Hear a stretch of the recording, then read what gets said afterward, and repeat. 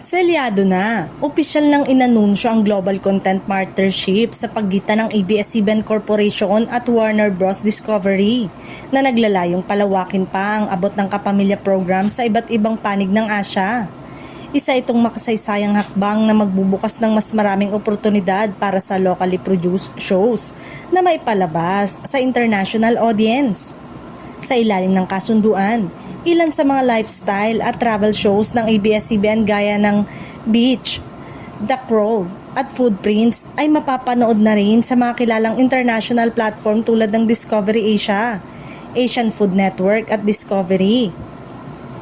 Ibig sabihin, mas marami ng viewers sa rehiyon ang makakatikim ng kalidad na programang likha ng mga Pilipino.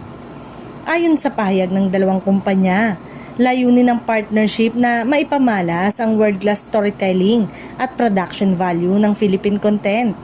Naniniwala ang magkabilang panig na may malakas na potensyal ang mga programang Pinoy na tangkilikin hindi lamang sa bansa kundi maging sa international market. Malaking bagay ang collaboration na ito para sa ABS-CBN, lalo na sa patuloy nitong pag-angkop sa nagbabagong landscape ng media industry.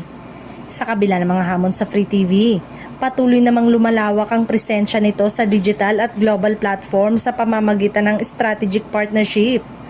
Para naman sa Warner Bros. Discovery, bahagi ito ng kanilang layunin na maghatid ng diverse at culturally rich content sa iba't ibang bahagi ng Asya.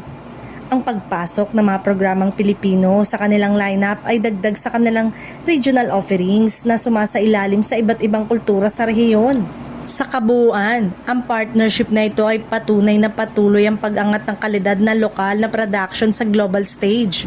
Isang bagong yugto ito para sa ABS-CBN at sa industriya ng telebisyon sa Pilipinas, kung saan ang galing ng talento ng Pinoy ay mas lalo pang makikilala sa buong mundo.